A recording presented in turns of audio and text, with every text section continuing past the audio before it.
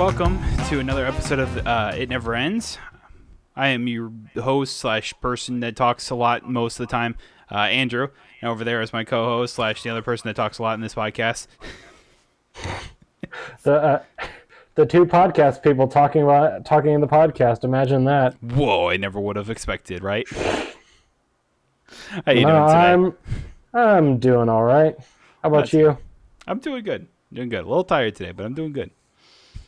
So, I was thinking about like what today. I feel like it's just gonna be my random thoughts that I've had over the past like week or something like that. Of just like, and I realized. So I was talking with a friend the other day, and I was like, he was like,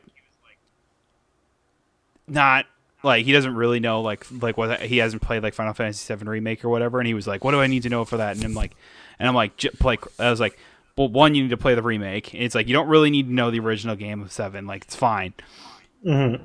And then I was just like, but you got to play Crisis Core Reunion. Crisis Core. It's like you got to play that. And he goes, why? And I was like, Zach wasn't like a main character. I'm like, dude, Zach's such a good character. And I got to myself thinking of why is it and he's just like, and I'm like, as I'm explaining like Zach the character or whatever, I go, I was just like, and he literally looks at me because we had a conversation similar to this with a different game franchise, Kingdom Hearts, where I was telling him about like, because like he was like, hey, I want to get into Kingdom Hearts, but I know it's kind of a convoluted story or whatever, and I'm like, it's really not that hard to understand. And I was like going over the finer points or whatever. Then I was like, then I got to Roxas as like a character and like the 358-2 like game or whatever. Did you ever play that game, or have you ever played many of the Kingdom Hearts games? I've played the mainline games and nothing else. Got it. Well, 358-2 I think is probably one of my more favorite games, and unfortunately it's one of the ones that I'll never be able to play outside of the DS ever. Like it's just like it's one of those games. I mean, it was one of those games that like trying to remake it would just take not way work. Too much time. It's so hard because it had such a unique like thing or whatever. Like it like they have like this thing that was like the panel system or whatever is how you like did like leveling up and like your stats, see what magics you know. That type of thing, and it was super interesting, and I really like it. And I think that there are more. It's like, have you ever played Final Fantasy X? Yes, I remember it mainly as Final Fantasy X. Funnily enough, because I'm that sort of bitch. But well, you know how there isn't really like levels in Final Fantasy X. It's just like it's the sphere grid. Yeah. So the panel system is kind of like an interesting take on the sphere grid in a way. Is kind of how I look at it. Okay. So it was an interesting way of leveling up. It was kind of strange, but I liked it a lot. And but I'm getting off track here. But it's like Roxas. I was like, Roxas is one of my more favorite characters, and it just reminded me of that conversation I had with him like years ago. And it's like, and he goes to me, he's like, you just like all like the tragic characters, don't you? And I'm just like, what do you mean by that? And I'm like, well, it's like, because this is like shortly after he actually played in Reunion, or I think maybe just looked up the ending of Reunion or whatever. Yeah. And he goes, well, Zack dies in the end. And like the whole thing with like Roxas, I remember you telling me was just like, oh yeah, he's basically like this character that wasn't meant to exist, basically. And I'm just like, and then like Xion as well. It was just like from that game or whatever. It's like she literally dies. I don't know what is death in Kingdom Hearts anymore, but like, if I was like, there are so many characters that die in the game that I go, what is death anymore?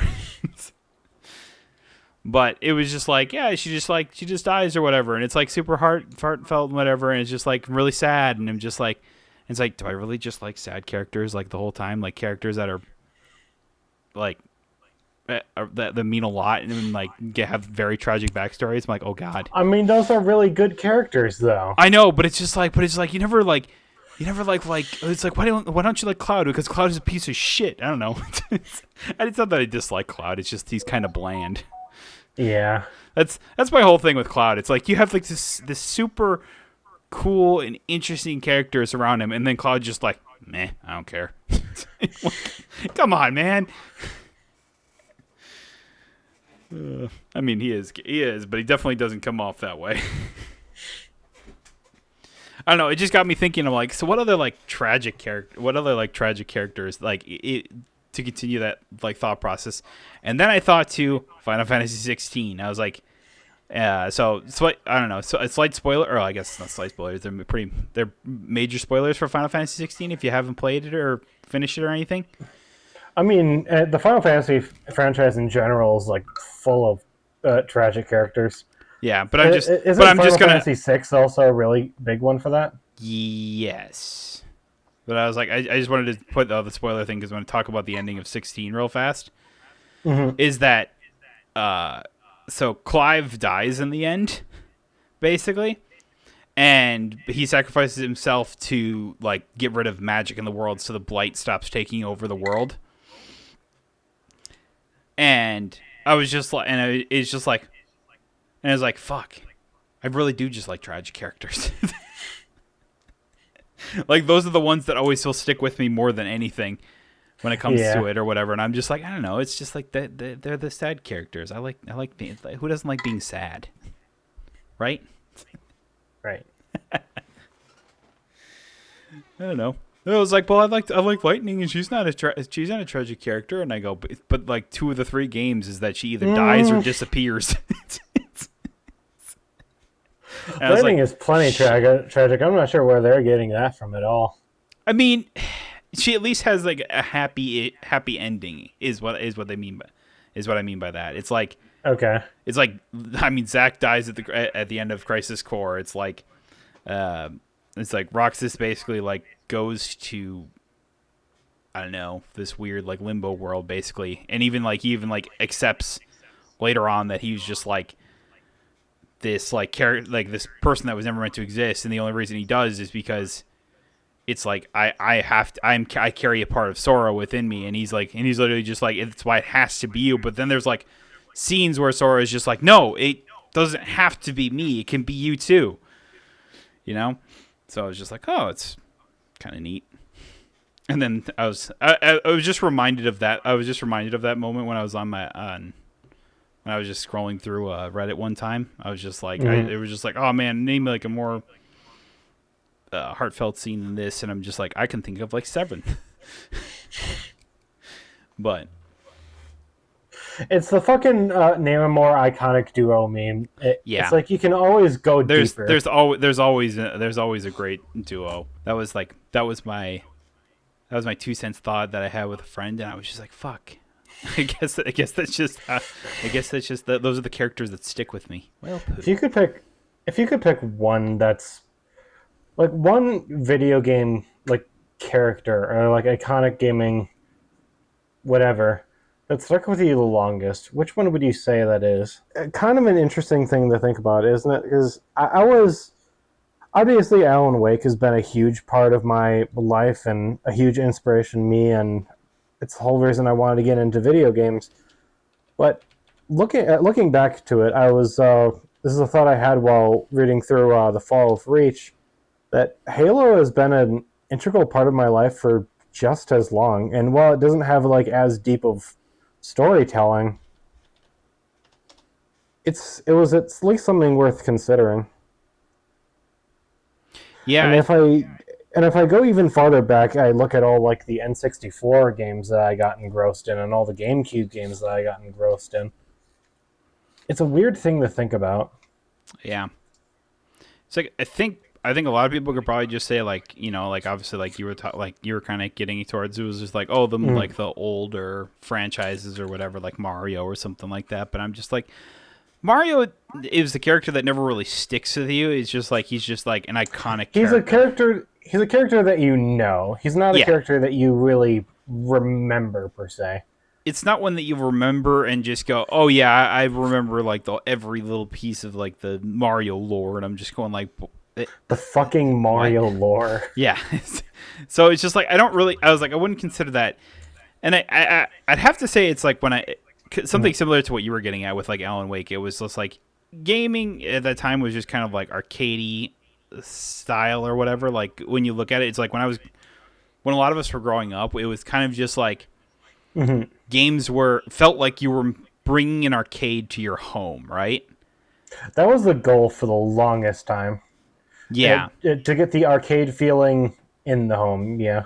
Yeah, so that's why like games like Duck Hunt and everything like that were like the best thing Hmm. ever. It was just like, oh my god, it's like we're at the arcade with those like shooting range gun like games or whatever where you can actually like pick up like the gun or whatever and shoot the screen. It's like Yeah. is that kind of feel. And so it was just like, but at some point I'm with you that like games kind of took that next step where it was just like, oh, what like with you and like Alan Wake and like me like with Crisis Core, it was like that games can carry a huge story Hmm. in them, and I think that was like when I was like, oh damn, this is actually like this is really interesting and really cool, and I really want to get more into this. That was probably when I picked up like one of my first Final Fantasy games. If I had to take a guess, it's like I don't remember because I didn't start with the original Final Fantasy. Which one was that again? Definitely wasn't 7.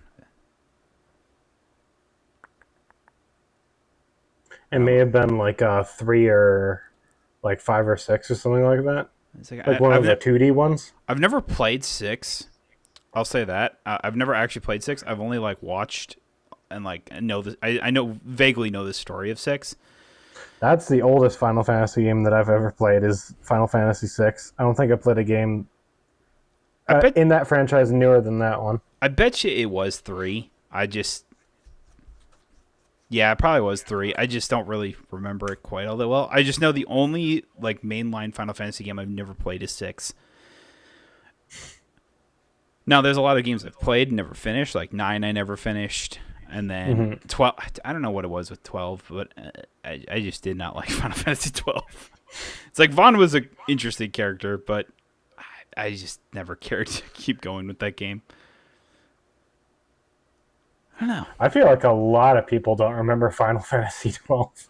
I mean, but the, That like was a weird one. they put out like a remake or a remaster of it, and like not that long ago on like Steam and stuff like that. Did they? Yeah, it was like Oh, the what was it, the Fantasy 12? Yeah, it was the Zodiac Age, because they basically like it wasn't like a full on remake. It was just like a remaster of it with like hmm. slightly better things or whatever, and it was just like okay. I don't know. I'm always up for more Final Fantasy games past 7. It's like everyone always talks about how Yeah. seven's great, and I'm like I love 7 too. Don't get me wrong, but it's just like there are just so many more interesting stories to be told. the the thing that's always bothered me when it comes to Final Fantasy VII, and I think in a weird way I almost have a bias against it, is that when people reference Final Fantasy, that's usually the only game they're referring to. It's like Hmm. I've never played any of the other Final Fantasy games, but I played 7 and like maybe the first 15 minutes of Final Fantasy 15. It's like there's so much good shit out there you don't even understand. Yeah. You know what? I just realized that's another. I was like, that's another tragic character that I love as well. It's like Noctis Hmm. from Final Fantasy 15. I just love the tragedies. What can I say? Dude, Noctis was such a fun He was character such a too, cool though. character. It was just like, yeah, he's kind of like a pompous asshole or whatever at the beginning of the game, but it's like, I mean, he's a rich kid who's driving through the desert in a Bugatti or whatever with his friends. It's like he's gonna be a little arrogant to start. yeah, but it's just Yeah, like, he. but the story that they had him go through in the trials and like tribulation, like the instant he found out like Insomnia was like basically destroyed by the Empire, and he was just Mhm. like, it was that moment of like, oh shit, oh shit. I was like, I gotta. Is like is my dad alive? Is the king alive or anything like that? And he's like, nope, the king's dead. And it's like I literally have only these guys that I wasn't necessarily the biggest fan of at the start to be here at my side basically. And it's just like, damn, dude, it's hard. That sucks. Yeah, there was what was it? I think part of why and I think a lot of games can, especially like single player games, can always hang their hat on this is that it's when it comes when your main thing is your story. Mm-hmm. Voice acting plays such a pivotal role in that, and every character, especially like from Noctis, Prompto, Ignis, Gladio, it's like all those voice actors just fucking nailed it. Just absolutely 100% was the best thing about that game, was just like how they interacted with one another. And it I think it's when Noctis wakes up again after his, like, I forget how long he was asleep for. I think it was 5 years. But and he like comes back to Insomnia, and they were just like, and everyone was so excited to see him. And I think it was Prompto's voice actor that just had, you could tell he was just so happy to see Noctis, and I was just like, it's just like, damn, it's like it's excitement you could feel. Yeah. And then it was just like, and then after like Noctis had finally gotten caught up in like everything that had gone on in the world since he had been asleep or whatever, and it was just like, and he goes, "You guys are just the best," and it's like just that take alone, I think is the one of the best. Like, just go like, damn, that like you feel that it's just like Ray Chase went so hard with that, and it was so great, so great. One of the many reasons I'm really upset with SAG-AFTRA right now.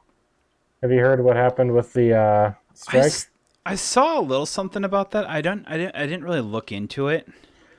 So apparently, one of the leaders or something have signed a deal with Replica Studios to introduce AI voice acting in AAA video games. Oh yay! So what was the point of the strike then? You're right.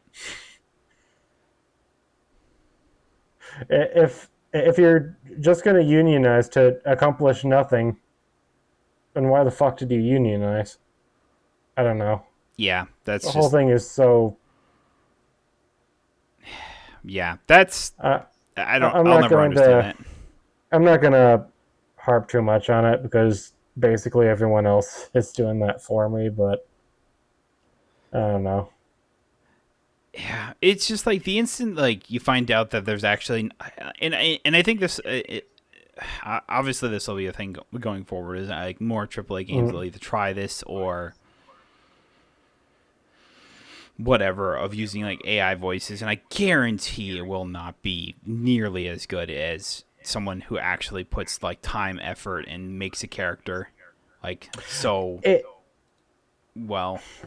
it's not the issue is that AI is just going to keep like if you listen to the voice clips that they're putting out now, and people are obviously memeing on them, oh like oh this sounds absolutely terrible. I can't believe they're doing this.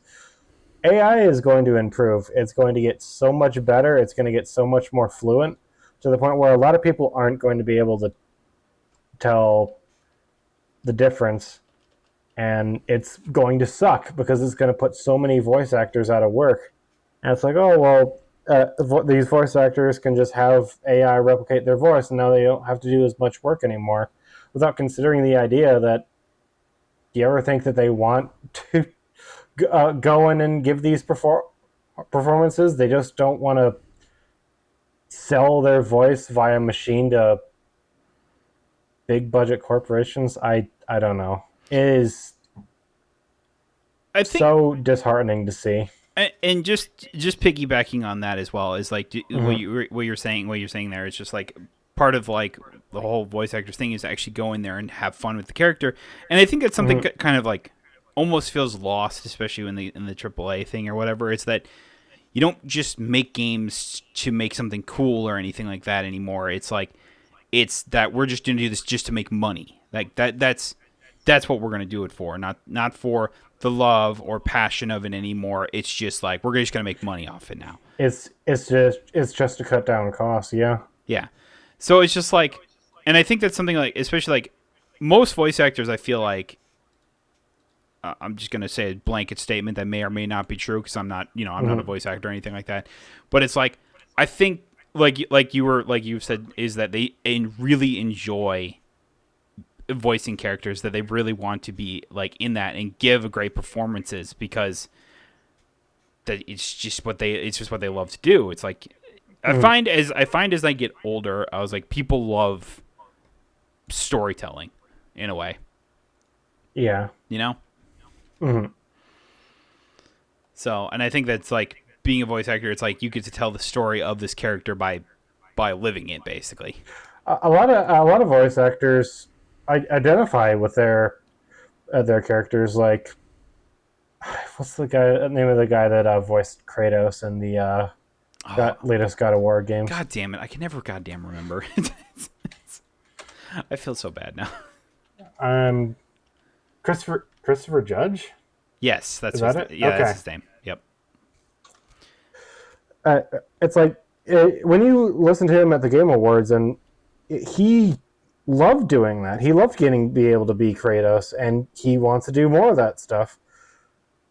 I'm sure he just doesn't want to sell his voice via audio recording or machine. He actually wants to go in and be the character. Yeah. Yeah. I don't know. To me, it's something that kind of feels lost in this day and age of doing things you love just for the sake of loving it. You know? That's why the indie scene is the best scene in the gaming Exactly. in gaming right now. And I 100% agree. Almost Mm-hmm. every game that I play these days is indie games. Like I've played very few AAA games. They're only the ones that I really like know I'm going to enjoy. Or I ever like even pick up. It's like I don't even think about Yeah. picking up anything or whatever. It's like I picked up Alan Wake or whatever because I know I'm going to enjoy that. I picked up Final Fantasy 16 because I knew I was going to enjoy that. Mm-hmm. And oftentimes the rest of the games I have are just like ones that that are just like indie games that of me just looking on Steam for stuff to do basically. There's just so much good shit out there. There's no reason to like only play like Call of Duty or Madden or whatever the fuck. It's just so many. I don't know. And you just even just like a quick look through Steam or whatever, it's like you're going to find Mm-hmm. something interesting that You're you're gonna going to find lots of porn, obviously, but well, yes, but there are actual video games out there too for people listening. yeah, I mean if you look in the right place, yes. It's just I don't know. Like you always find some stuff. Like I was like Mm-hmm. recently I was like I think we were talking like last week during the last podcast during the I think it was the end of the winter sale for Steam, Mm-hmm. and we were kind of while we were talking like looking through it or whatever, and it's like I picked up like 3 games, and all of them are like two I had never heard, one I had played the previously, one that I've watched a Mm-hmm. little bit, and then one I had never heard of before, and I was playing a little bit of that. It's like I was playing Death Must Die for just a little bit or whatever, and it's a really fun game. It's like a Vampire Survivor kind of like things just come at you, and you just have to be strong enough to like win or whatever in the end. Nice. And it's like it's actually like really good. And then it's like I picked up Dungeon Drafters as well. I remember playing uh, the demo for it a long time ago, and I was just like, hell yeah! I'm glad to see it actually came out. And then Yeah, Raven Watch, I absolutely adored Curse of the Dead Gods. So I was just like, well, this is just a co-op like I picked that one new up one. too. I got that one along with the Pathless. Hell yeah! So it's like there are always great indie games that come out that are Mm. ultimately like way better than a majority of like AAA games. It feels like these days. They usually have better stories in them too. It's like better stories, better mechanic, and the game actually works. Imagine that, a game coming out on release and working as intended.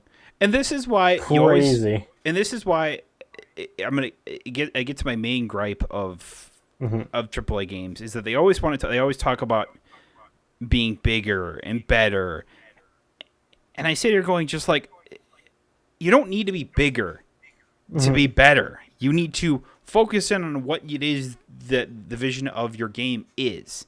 That's what you Mm-hmm. really need. I could give less of two shits if the game is like is like short or whatever. If it's really good, then yeah, like. And then it's like, well, we have to justify the $70 price tag. You don't have to release every game at $70. Just that's the weirdest thing too. It's like, well, they have to justify $70. Why does every game nowadays have to cost that much money? It's like, oh yeah, so it's going to be a smaller scale. It's going to take like maybe 2.5 years to develop, and we're going to release it at $40. How does that sound? Sounds great. I mean, I'd gladly take games with tighter focus and a smaller scale for lower prices rather than these huge, like, fucking basically MMO live service games that take like 900 hours to complete or whatever. It's like we were talking about this again last week. It's like Assassin's Creed Valhalla. It's a game that looks fun. It takes like I think over 200 hours if you want to get to everything. And it's really big, but it's like, how much stuff is there to actually do in that big space? Not really a whole lot. yeah. I just look back to like as like a game that I think we both kind of just forgot about for a while. That was actually supposed to apparently still be coming out is the Suicide Squad Kill the Justice League. Perfect example of this. They're trying to make this like a live service, like co-op shooter thing, and I'm sitting there going, just like, if you had done it like, imagine that instead of doing this, they had actually done like an Arkham style like type game or something like that, or just something single player. Yeah, it would have been awesome. With something single player with all of these characters that had their own either like, I don't know. It's just like something as similar as that. Instead, they decided to let's just make this like boring ass and just reading like I quickly just while you were talking about that I just quickly looked it up because apparently there are some like early reviews of it or whatever, and all of it just says that it's just boring. It's just boring, dumb. It's like boring dumb. And terrible. Yeah, it's just like there's no reason to keep you around type thing or whatever. And then I think I saw at some point today is that they don't even that it seems like what's the studio that makes that again? I forgot. It's like is it WB Games or whatever? Something like that. Something like that. But it's like they even talked about it. It's like, oh yeah, I think we'll be fine when it comes to like live service. I'm like, you have no fucking clue what it does to me to make a live service game. So this game's going to die on the instant it comes out, to no one's surprise whatsoever, shape or form. You pushed it off for 2-3 months or something like that, however long it was, I forget, just to try and make it a little better. And I sit there going, just like, it doesn't matter how good you make it from here, it's going to be crap regardless because the concept of the game is not good. The concept is flawed. So, from the very beginning, this game stood no chance. It's absolutely none. Horrible. Have you seen the leaked UI, by the way, that has been coming out? Leaked UI? So, some photos of the in-game UI have come out, and it is disgusting. Like, for the Suicide Squad? Yeah. Yeah, send me that. Oh, God. Okay, like, I just what the fuck is even that? Yeah, I just looked it up. Yeah, I'm looking at the same picture as that you sent me now. I was like, yeah, that is gross. It's like, and it's not like, oh, you have to be carrying a gun. You're a big ass shark person. Why can't you just go up to enemies and like beat the fuck out of them, or like chomp down on their heads with your giant jaws? You have to be using guns. I don't know, man. This whole third-person shooter live service thing. And the thing that I hate is that you can tell this is born out of like the publisher's greed. Oh yeah, absolutely. They went to this developer and was like, make a game that'll make us as much money as humanly possible. And this is what came of it. I also feel like it's just like they're like, oh yeah, the last like Suicide Squad Kill the Justice League like was actually like pretty decent and got like decent reviews and like made some good money as opposed to like the first one, which apparently was a train wreck. I never saw either of them, but oh yeah, we'll capitalize on that. And I'm sitting here going, just like, by making a third person shooter game rather than making like a actual good Suicide video Squad game, game. an actual good video game that centers around Justice or the Suicide Squad. I almost said Justice League. Hey, they're killing the Justice League in this one, and they're going to kill them with guns. Yep. It's so funny to think about too, because they have come out and were like, oh yeah, we're gonna fix it. I remember when Microsoft bought Arcane, and they were like, we hope so much that they just do a full reboot on Redfall, because this game is not good. Yeah. Yeah, I remember all the stuff with Redfall. It's just like, yeah, there was like, even the developers thought it was going to be canceled or whatever, and that was another train wreck right there. But it's just like, it's just incredible to me that you as a company are willing to spend millions upon millions of dollars to make utter ass, basically, and just to like make on the hopes that something sticks. And I go, do you want to know what makes games stick and what makes them good? A lot of times, you look no further than a lot of Sony studios right now. It's like Sony Santa Monica, Insomniac, or whatever. You want to know what makes those games great? It's not because it's not just because they were given a bunch of money. Like, they were given a bunch of money They were given a Yeah. huge pile of money by people who actually care about making good games, telling an amazing story, doing justice for the characters that they're portraying with Kratos and Peter Parker, Miles Morales, and Spider-Man, so on and so forth. They were given money and just said, make something good. Whereas something with like the Suicide Squad, they gave them this pile of money and said, make a game that will make money. Make a game that's chock full of cosmetics that'll take people hundreds of hours, so they'll never have to play anything else. Make something that will milk our players for as much as humanly possible. Yeah. And because of that, this game is going to flop. I'm calling it right now. No one's going to want to play this garbage. I don't care how many fixes it gets. I'm going to bet it's dead on release, similar to like Anthem was or something like that, basically. It's like, it's going to be that level where it's like, it's going to be up for maybe a month, and then they're going to try and take it like free to play or something like that, maybe, and then just go, all right, yeah, this game's done. It will be fast. Is all I'm going to say there, because nobody's going to care. And all that money that you invested is just down the toilet. What makes these games great are people with passion and people with dedication. You can't automate this stuff. Yes, it's like when people put time and effort and are given the creative freedom to do what they want and the vision that they have, they can make some truly amazing things. I mean, we literally talked about the indie scene as well, like just a little bit ago. It's just like, what makes these indie games so great is because they don't have like the money of AAA, but they have enough to make their vision that they want of a game to come true.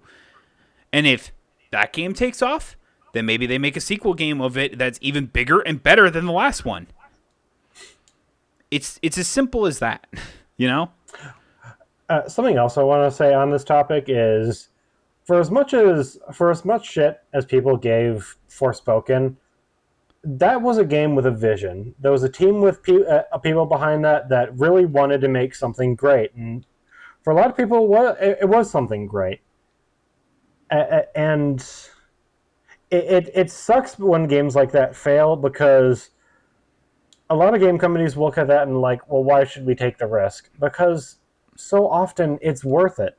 It's like, for every a game like that, you have a game like Final Fantasy 16, which did super well.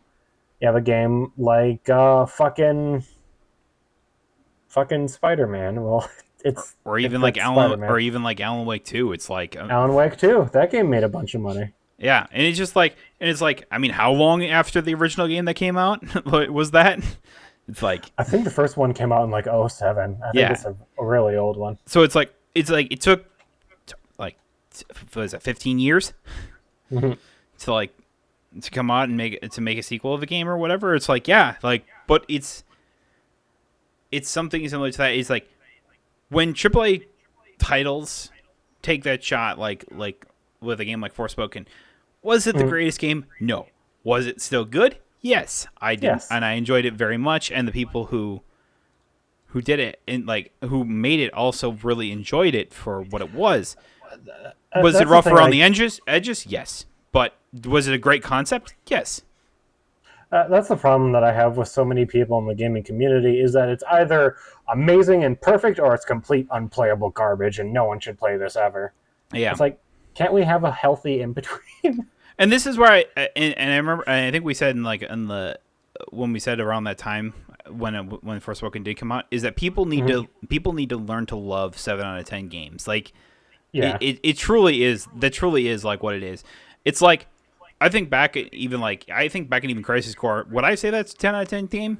No. Would I say it's a 10 out of 10 story? Absolutely I would. Would I even call Final Fantasy 16 a 10 out of 10 game? I give it like a 9. And the only reason I don't give it a 10 is because the upgrade system is utter ass.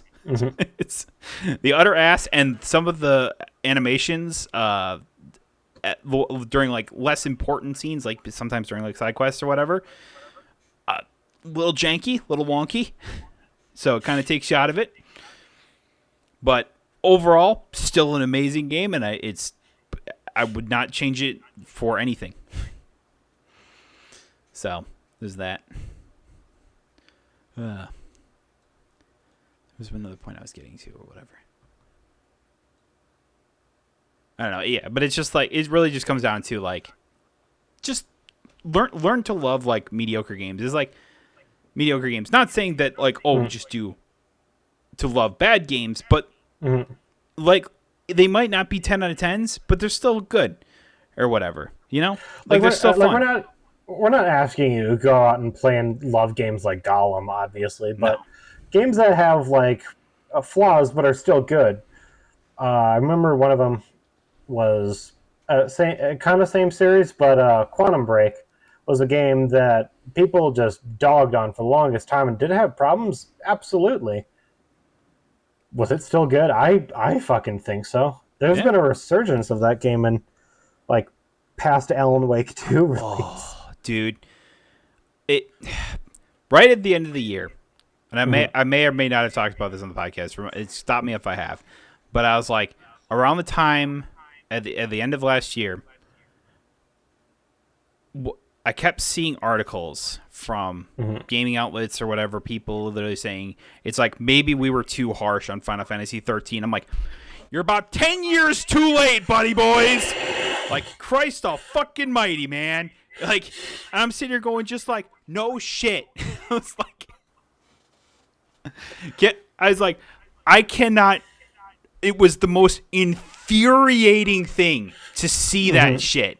And I'm just going like, I know, I loved the game. I wanted to see more from it and everything like that. I want to see remakes, but because everyone put out into the universe that it fucking sucks and everyone just dogpiled on that same thing that happened with Forspoken, and it's sitting here going just like, and it basically killed anything of that going forward. It's going to happen again, and it will happen to other game franchises. And it's annoying because when we look back years later and we say, maybe we were a little too harsh on this. And I'm sitting there going just like, well, no shit. It's like... It happens all the time, too, which is, and it's always so frustrating seeing that shit. So infuriating. So infuriating. And it's like, I even see, I was like, I don't know, maybe it's just the narratives that social media takes or whatever, but it's like, even people talk about Final Fantasy 16 as a flop of a game. I'm like, I would not call this a flop at all. It sold really well, and it's like, people talk about it only in the highest regard, but everyone seems to talk about it as like a flop on social media, and I go, what the fuck are you talking about? What game are you playing? Exactly. I said, what the fuck are you talking about? I really have no idea. So, I don't know. It's wild. But I remember seeing that, and it's like, it infuriated me that people were just like, maybe 13's actually pretty good. And I'm just like, where were you 10 years ago when everyone that actually enjoyed 13 was trying to defend it for the love of God? I'm just glad that that Nomura actually got to finish like the 13 trilogy. Because God forbid, like I remember after I think it was Dash 2 or whatever, like they're like Square was like, we don't want 13 anymore. Everyone hates it 13 or whatever. And it's like, no, Nomura is just like, no, let me finish it. And he's like, well, you're Tetsu Nomura. We can't really say no to you. Yeah. I guarantee you that game would the third game, if not even the second game, would not have come out if it was not for Tetsu Nomura. 100% agree. It sucks to know. So, it's just like I can't wait to hear like in like 3, 4, 5 years or whatever. It's like Forspoken was actually a pretty good game. I'm like, no shit. I give it 3 personally. On this podcast, remember this episode? We're calling it. On this day, well, on the day we're recording it, of January 10th, 2024. In like 3 years, we're going to see articles talking about how Forspoken was actually not a half bad game, and it was actually really good. Guarantee it. Calling it right now. Mm-hmm. So I was just like, man, I just don't. There's just no winning with these people. Sometimes there's just no winning. Another one that was in just even recent history. Remember Days Gone? Yes. I remember people hated that game when that came out, and it's like, oh, it's pretty good now. We should all go and try it. It's like, well, I wish you would have enjoyed it before the studio shut down. Right. Yeah. Yeah, they shut down that studio, right? Or am I completely bullshitting right now? I don't remember exactly. I'm gonna fact check myself here because I don't want to get that wrong. Days Gone. Oh yeah, Ben Studio. I'm pretty sure there's. Wait a minute, isn't Ben their PC porting company? Okay, no, they're still around. Yeah, they're still around. I just don't think they necessarily. I think they just do a lot of helping making some games or whatever rather than making their own. Because I'm like looking here, it's like the last one that they themselves developed before Days Gone was Uncharted: Fight for Fortune back in 2012. Jeez. So it had been a while since they actually made a game. So yeah, I don't know. But it's like it's like like you're saying, it's like you see it so often or whatever, and it's just like it's just. So, sometimes maybe it deserves it, but more often than not, I feel like it's just like I just feel like you're just. I think especially when it comes to, and I think it's like people's perception of what AAA games should be, right? They should be like a 10 out of 10 game. If I'm paying $60, $70 now, it's just like I should be getting a 10 out of 10 game. Like, and when I receive a 7 out of 10 game, I go, nah, it's garbage. I don't know. Maybe it's just a temper of expectations or whatever. And it's like saying I don't know. Maybe if you don't know you're gonna love it, don't pay $70 for it. Wait for it to go on sale or something like that. I don't know.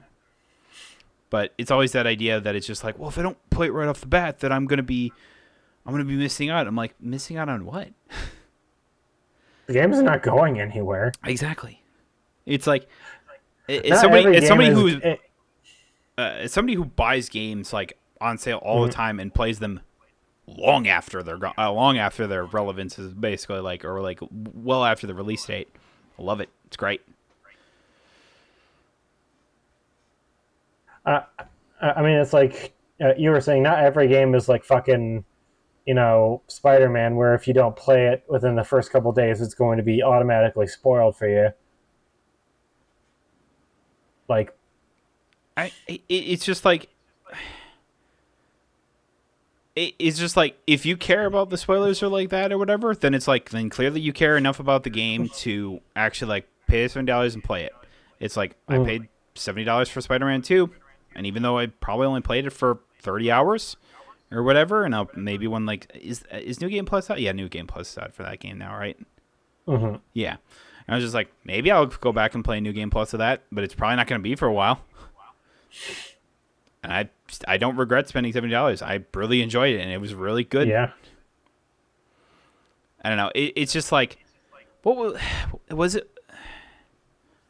Was it recently that it was the Rockstar like developer or something like that, or publisher, the head honcho person that was talking about how they should price games equal to the amount of hours like you play in it or something like that. Something like that, yeah. It was something stupid. It was just like, oh yeah, if a person puts 700 hours into GTA 5 or 6 or whatever, it's like, oh yeah, we should be able to charge $700. And I'm going, what the fuck are you talking about? What? I don't know. I mean, I think this is just me personally. I think games should be priced based on how much like investment went into it. Like if you only spend a year on it, like most Call of Duty games, you should only have to spend like 30 or so dollars on it. Yeah, It's like you did not put that much into development. especially when the campaign is less than 2.5 hours long. And you're selling all these cosmetics and battle passes in Yeah, the in-game store. shorter than Christopher Judge's new speech from the when he won Voice Actor of the Year. Best burn. I'm never gonna get over that. It's so great. It was so great. It's so good. It was so good. But yeah, I think that's a good. I think when it comes to companies developing like price points for there, it's like, yeah, I think that could be a good thing as well. And I think that's also kind of it also has come down to I don't know, maybe the myth of like what it is like for gamers. I'm like, if is spending $70 for Spider-Man 2 worth it if I'm only going to play it once and it's only like a 30 hour game and stuff like that. And it's like, and I just go, I don't know, everyone enjoys games at their own rate or whatever. If it's like some people like, it's like, oh yeah, it should be like I should get entertainment for it for 1 hour equals $1 or whatever. So it's like like for Spider-Man, it's like it should only be $30. I'm like, well, I mean, if that's how you determine that you enjoyed the game or whatever, then you are more than welcome to wait for it to go on sale or something like that. But it's like Insomniac probably put years into development into this and time, money, and paying like the voice actors and every other person that developed the game and everything like that, everyone that helped the game and stuff like that. It's like it's probably going to be more than $30 for the game. I'm just going to go out at bat and say that it's probably just going to be like the standard 70. It's all about, at the end of the day, what's like considered worth it to you as a player. That's what you need to determine. If it's like if you go out to like enough information is out there these days. If you go out and buy a brand new $70 game and you know what you're getting yourself into, you can't just decide after the fact, well, that sucked. That totally wasn't worth my money at all. There are reviews. There are streamers playing the game. There are people constantly talking about it on online forums if you don't want to get spoiled on the game, talking about whether or not it's worth it. The internet is a vast place. Please just look it up, and you can make judgments for yourself on whether or not you think it's worth the money or whatever. Mm-hmm. And if you see a game and you think that game looks really cool and I think I'm going to enjoy it no matter what. Now, I'm not saying that, sometimes it might not be quite the game you thought it was, that type of thing or whatever. It's like I've fallen for those types of things too. There was it's like me and my brother fell, or not so much fell, but like we looked at the game and we said to ourselves that like this looks like fun. We might play this a little bit, and I can't remember what the game was called. It was it just popped in my head. It was Godfall, I think that's what it was called. I don't remember. I remember buying it on Epic a while ago because I was just like, me and my brother were. I think we recently got done with like Borderlands 3, and that was coming out or whatever. Yeah, I remember that. And it was just like it was rough. It was rough. It is really what it came down to, and it was just like, well, kind of stinks, but I mean, we thought we were going to enjoy it at the time or whatever, and just didn't quite work out in the end, I unfortunately. mean, I mean, occasionally you get burned. Or burned. That happens with a lot of games, though. Yeah, it's not the What first what time, and I'm it more won't be the last time. what I'm more or less thinking about is like if it's a game that you legitimately enjoy and you have a ton of fun with, but you think, oh well, I only spent you know 60 or so hours in this, and I paid $70. You know, okay, maybe that's a bad example. Like 30 hours, and I don't feel like it's worth that kind of money. It's like, oh, you could have watched 4 movies instead. Brilliant, dude. Good for you. You could have gone to the theater twice for that amount of money. Yeah, I don't know. I find complaining about the price when it's something that you legitimately have fun with and enjoy a little weird. I don't know. I don't know. Maybe that's just me. I don't know. It comes down to it's just like a lot of.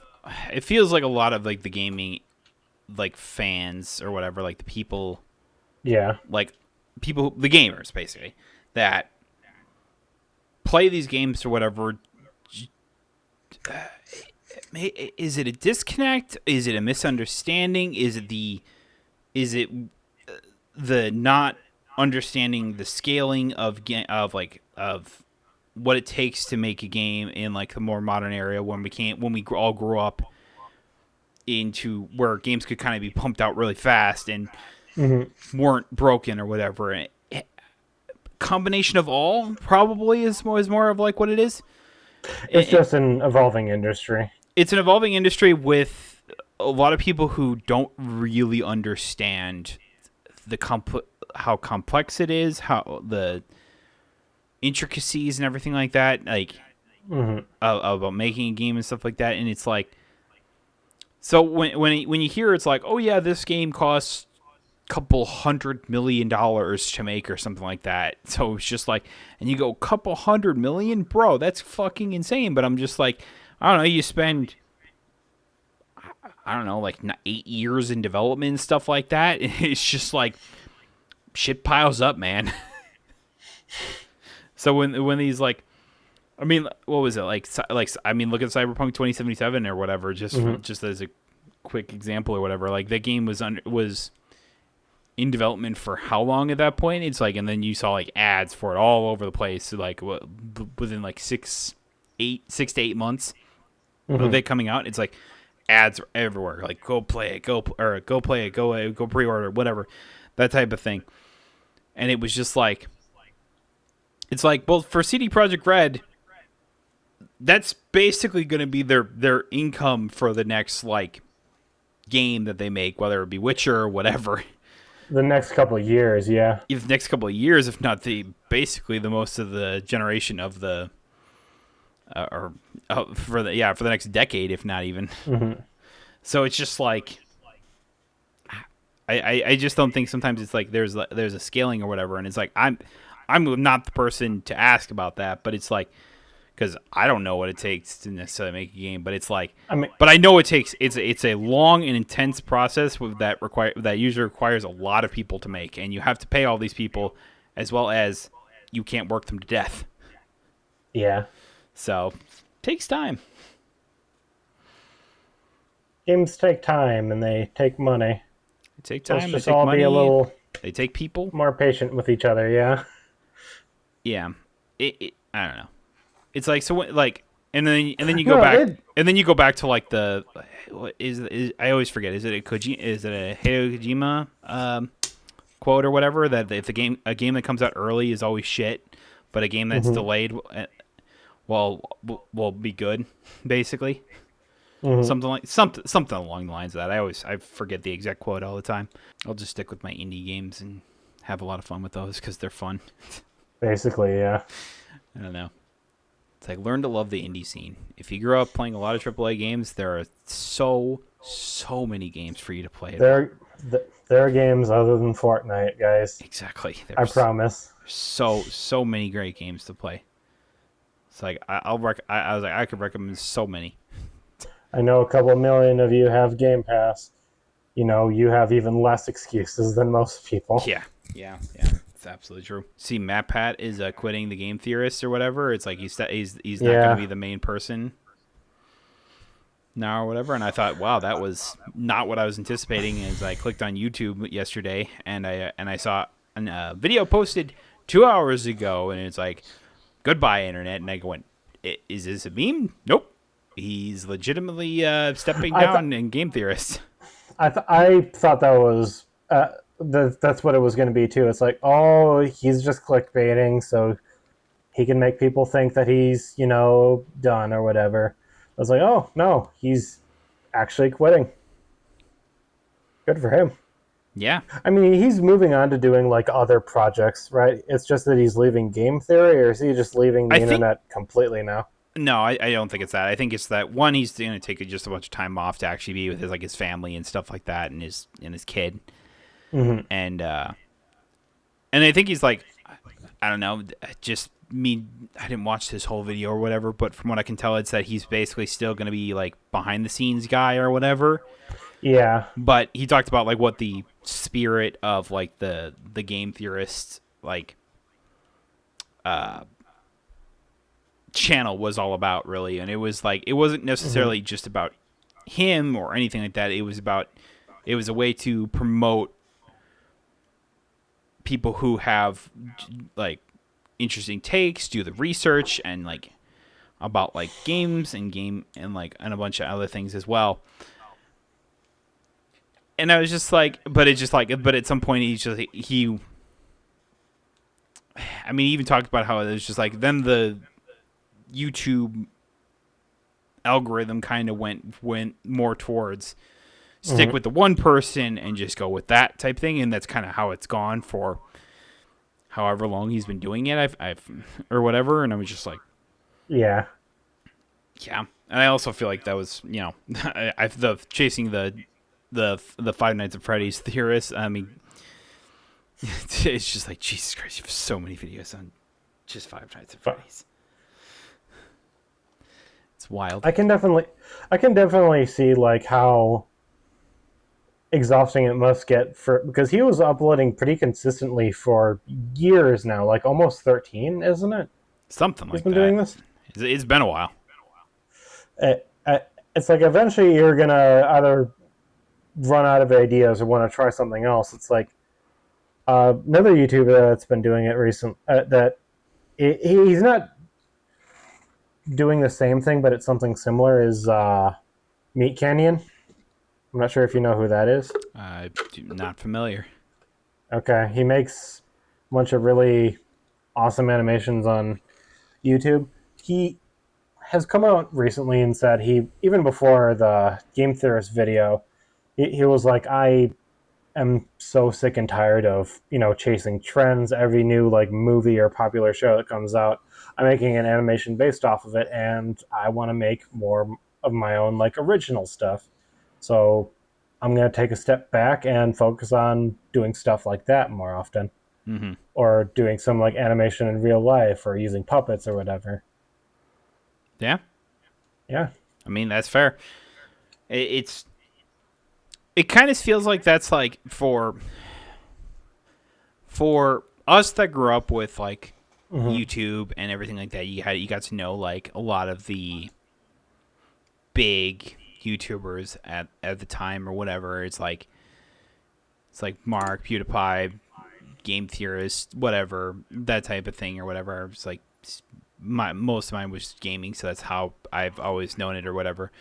But it's just like, and I look back it seems like that these While you how to say this. while you get your thoughts together, I just want to say I think it's so. I will say I feel for the people that are seriously affected by this. I am kind of like whole nonchalant about the whole thing because I didn't watch very much game theory, but I liked Matt Pat. I'm not trying to diss him or whatever. I'm just saying I'm not as broken up about it as some people are. they're kind of going through what I went through when Funhouse like fully disbanded. Like obviously it's still a thing, but like all those members But the main are crew, fucking gone now. basically. Yeah. Yeah. Like the guys that like had been doing that for so long, and it's like I kind of recently had the same thing with Achievement Hunter. Recently, just stopped or whatever, Mm-hmm. and kind of went their separate ways in a way. It's like Michael, Trevor, and Alfredo, Joe are now doing Dog Bark, while as like Gavin and like Jeff are doing like Fuckface and other things or whatever. And it just feels like everything's kind of just more split, especially at Rooster Teeth. And Dog Bark is such a stupid channel name. I'm sorry, I'm not gonna get over that. it's very funny though. But just remember, no dogs though. But anyway, but it's just like it feels like a lot of like the old YouTubers or whatever seem to be taking like it's like man Mm-hmm. I've been doing this for so goddamn long, and maybe this is because of like what's his face recently quit. Tom Scott. Tom Scott, yeah. Yeah, recently just said yep I'm done and stuff like that. And it's just like, yeah, I mean, maybe it's just like everyone's just going like, oh, well, if Tom can just stop, maybe I can, or maybe I can just take a step back or whatever. Because I had, Mm-hmm. and I don't know, like early, especially early, like YouTube or whatever, people just wanted more. They just wanted more. They wanted to see more. It there were points in YouTube that it was just like so many people were doing like 3 to 4 uploads daily, and I'm just like, and granted they were only like 10 minutes long, Yeah. but it's just like, man, I couldn't imagine doing like 3 to 4 videos like a day. Basically, it's like you're just asking to get absolutely just like burnt out so fast, and I it couldn't just do it. I couldn't do it. And so I was just like, I just went. There needs to be like that middle ground, and for a lot of these content creators, they've never known that middle ground. They've always been just saying it's like, I want to do this YouTube thing. I've had some success in here, so I'm gonna do everything I can do, whether it's chasing trends or Mm-hmm. so on and so forth, just to stay relevant, to keep people. I mean, people that streamers especially talk about how it's just like it feels like you take a week off of like streaming, or even a few days off of streaming, and your numbers go way down. And it's just like, it's true, but at the same time, it's like, but we as the viewer are also responsible for that as well, you know. But it's like, Mm-hmm.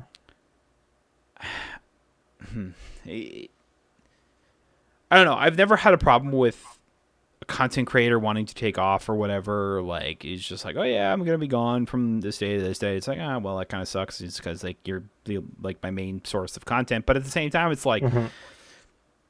I I need breaks too, and then they would need breaks too, and especially for some people who have like rarely ever taken breaks or whatever. And it's just like, man, it's like even having like a week or day off or something like that is just like a blessing. I don't know.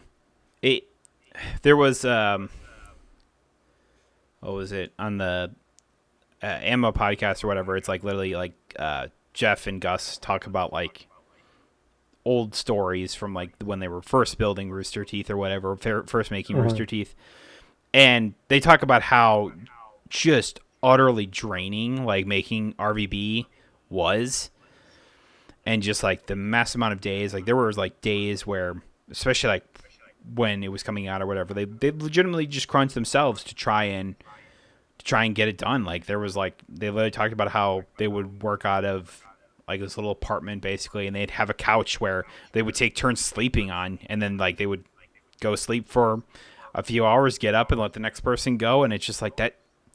It's not healthy, like it in any way, shape, or form. It is not good. And it's just like, and I feel like that's just how a majority of like old content creators have kind of gone. And now that they've kind of reached I don't know, a peak or a point in their life where they feel like they can actually take a break and actually like, I don't know, either take a break or realize that I don't have to do this Do other anymore. stuff. Yeah, it's like I don't have to do this anymore. You know, it's like I can step away from this and work on something else, or take a little time to myself and then start something else, something new. Mm-hmm. And it just feels like that's kind of like where it's kind of going, and with a lot of content creators, and it'll be interesting to see if like, because I feel like for some people who in recent times have addressed that, it's like I think for there's some people who really enjoy what they do or whatever and have fun with what they make, and I don't. I mean, I'm sure that's a lot of content creators out there, Yeah, but but they've also had that. They've also had that. They've also recognized that I need to take breaks as well, and yeah. have taken those breaks, whereas some people have not. Is what I'm trying to get at. It's like Mm-hmm. I look at like Mark or whatever. It's like clearly he still likes making like gaming as well, but he also recognizes the importance of taking these breaks and has done so and stuff like that. It's like there was points in his like on his YouTube page where he's taken like a month or two off at times. I mean, granted, I think sometimes was at one point it was like, oh, they were working on like the Iron Lung movie. Another time it was just kind of like health or anything otherwise as well. That's just outside looking in, or whatever. But it's just like Yeah. it feels like he paced himself quite well, whereas other people it's just like just go like it's never ending, never stopping, and it's just like yeah, that's not going to be good.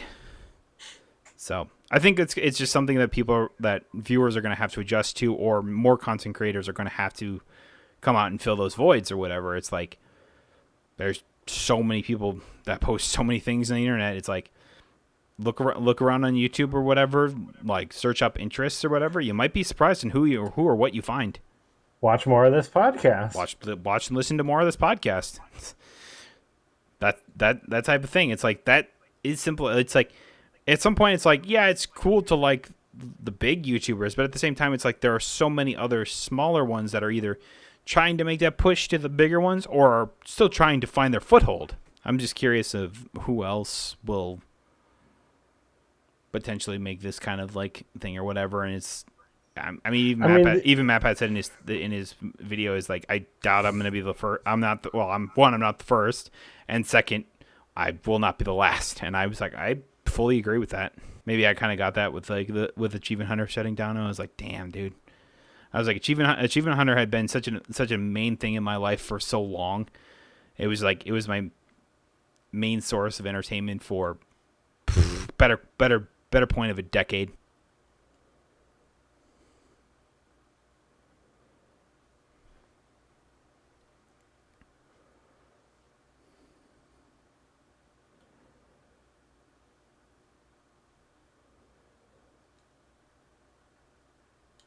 I still can't hear you.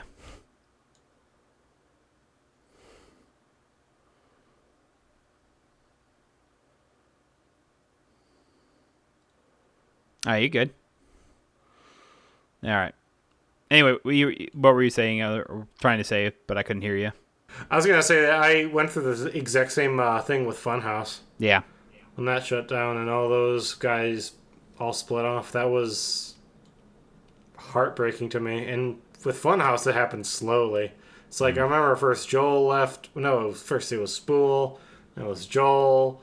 Then when Bruce left, it really felt like the end. And then even Lawrence was out, and obviously everything that happened with Adam Kovic. It's just, damn, dude. Yeah. Yeah. I kind of had a feeling like with like Achievement Hunter that it was sort of happening is like when you start to see the same like four people like constantly or whatever doing the things or like doing the same videos. I'm like, all right, something's up. You know, It's like something's not right here or whatever. And it's like, you know, Jack or whatever was doing like Inside Gaming, and then like it's like Gavin was doing more of like, I think he was going more and done. It's like slow mo guys as well as like fuckface, and Jeff had already taken a step back or whatever, but he was like starting to be in more content again, like with fuckface and everything like that. But it was like, Yeah. and it was just like, so he's kind of like coming back or whatever. And it was just like, even like Gus, like even Gus, like let go of the RT podcast, the monster that had been going for like 15 years or something like that. Like, it was just like, dang, dude, it's like, it is wild. It's so crazy, but it's like the things that they do now. It's like Stinky Dragon is really good. It's like if you like D&D podcasts, please go listen to Stinky Dragon podcast or whatever. Like it's pretty good for like a D&D thing. Like they put in like the time and effort. They have like people voice acted or whatever. They do like this like their first only like show or whatever, which is like the Second Wind. It's like a behind the scenes kind of show or whatever.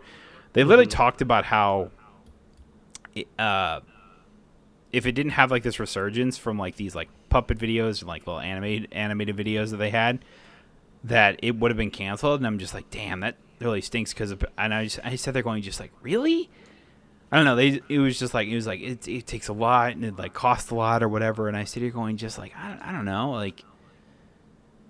I was like, maybe it's ignorance is bliss type thing or whatever when it comes to like podcasts, but I'm like, you and me do this or whatever, and we just sit around talking a lot of the time.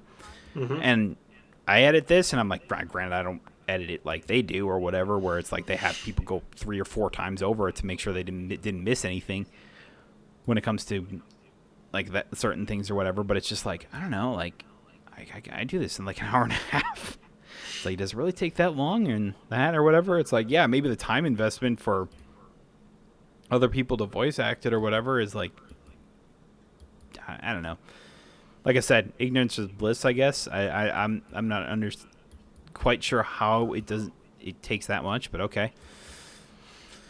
But I was just like, yeah, they're literally doing like this whole like stinkuary, I think is what they're calling it or whatever, to like just drum up support for the show just so that way it won't get canceled. And I'm just like, dang, dude, that fucking sucks.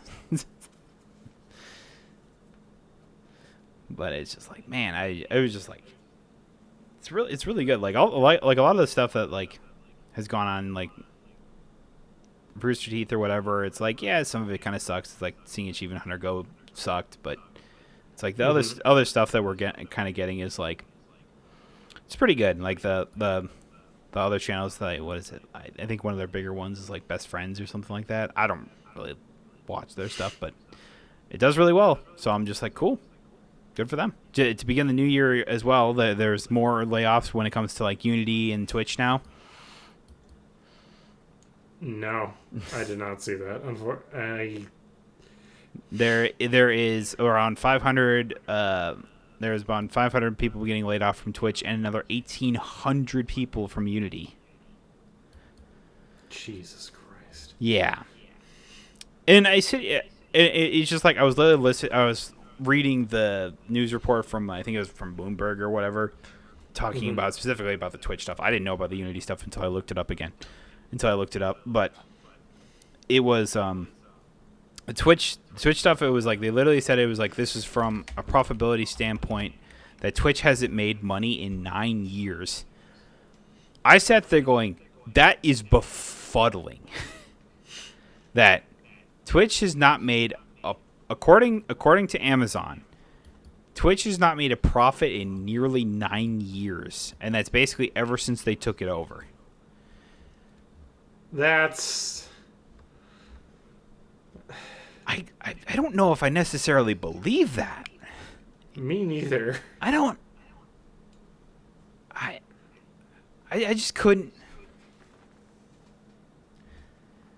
I don't know. It's a weird kind of thing or whatever when I think about it like that. It's like, do I necessarily believe that? I don't know.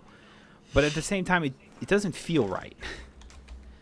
But I don't know. It spawned basically this, like, I was looking on Reddit, and it was like kind of people just talking on like I think it was a Twitch subreddit or something like that, about how it's just like, how it's just like people were talking about it. It's like, well, if Amazon wasn't sure if it was going to be profitable, why did they buy it? And I'm like, well, they bought it because it was the number one at the time for online streaming, basically, and online gaming. And then they've kind of just like, I don't know, maybe just chase trends, try to get a little too greedy with it, and people have gotten turned off from it. Myself have gotten turned off by Twitch a lot in recent years, and it's just like,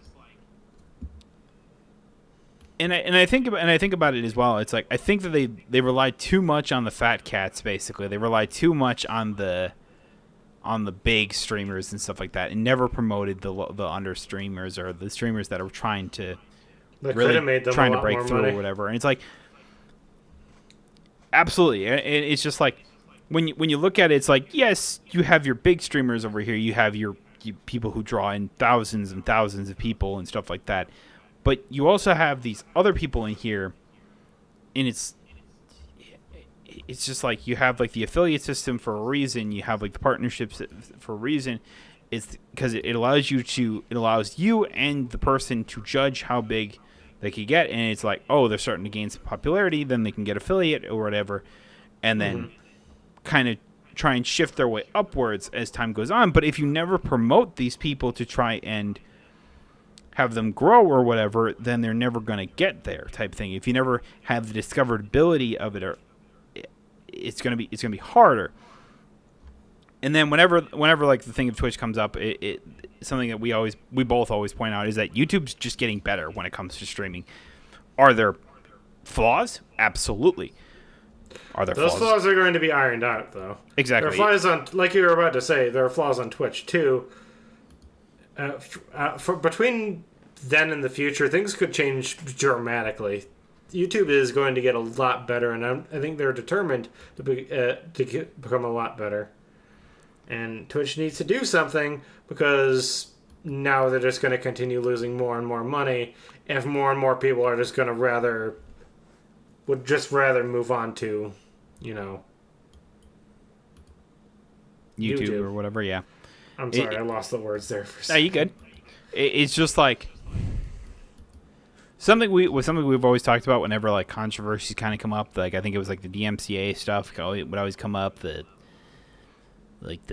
What is sexual content, like should it be allowed or whatever, that kind of stuff or whatever. And it all comes back to, it's like at some point people will just say, why do I continue selling my soul to the devil, right?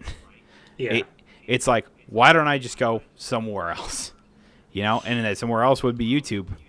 And it's like, and try and make a footing, especially if you already post stuff on YouTube. It's like all of a sudden you just say, it's like, oh yeah, screw Twitch or whatever. It's like, it's just like, now I'm going to start posting or I'm going to start streaming on YouTube. So it's like, now you can just get my videos and my streams on the same place. And for some people that would be really good, and for other people it'd be like, it's just like, I think the reason why you saw a lot of like, oh, you go to Twitch streaming, well, you go to Twitch for streaming because it was the number one or whatever. I mean, it still is technically, but like, it doesn't have that kind of rap that it did back then. And it's just like, I don't know. It just feels like a lot less people care about Twitch now, and I think that's mainly because of Amazon's doing, is that they continually just try and push more ad breaks, more ads, and everything like that to try and make it more and more profitable. I guess when it's these decisions that's going to cost them the most money in the long run. Precisely. It's like, as much as people, and I think the biggest, like when it comes to just like money siphoner or whatever, I don't know. It's just like loss of money is probably honestly the Twitch Prime subscription. Honestly, it's like Amazon's paying themselves to subscribe to the thing, and then as a result of that, if those people are watching that channel they subscribe to, they're missing out on the ads, which means they're not getting ad revenue from that person that is paying this person with our money and whatever. It's backwards, right? Yeah, completely backwards. And it's like, I think if they know if they took that away, it wouldn't be good. So they kind of trap themselves. Get very pissy about it. Exactly, they trap themselves in this whole endeavor. And look, I'm not a financial person. I'm not a marketing person or anything whatsoever. I don't know if Twitch is or is not profitable, but I'm telling you right now, it's like, just as a person from the outside looking in, there's absolutely things they can do on Twitch to make it a better place when it comes to streaming, when it comes to the general thing or whatever. It's like we talked about not that long ago about, it's like the whole like artistic nudity thing or whatever. It's like, or like the whole like changes in TOS thing or whatever, and it's stuff like that as well. It's like, why do I want to associate myself, especially like, I don't know, you can, if you're like a family friendly brand, especially, it's like we're definitely not, but it's like if you were a family friendly brand or whatever, it's like you see that like, oh yeah, nudity is like artistic nudity is now allowed on Twitch. Well, I don't want to be on that if especially if I'm like a family friendly brand. They're shooting themselves in the foot here. Like, what are you doing, Twitch? It's like, I don't know. It's the concept that they try and chase these the trends. nudie streamers because the nudie streamers make money. Exactly. It's like you chase these trends, or you let the people that just make the money just kind of run the site, and look what happens to the people who actually legitimately care and build things or whatever. They just said, "Fuck this, I'm out," and we're gonna go. It's like anyone that wants to stay on Twitch is perfectly fine. Otherwise, I'm moving over to YouTube, and we'll start streaming from there.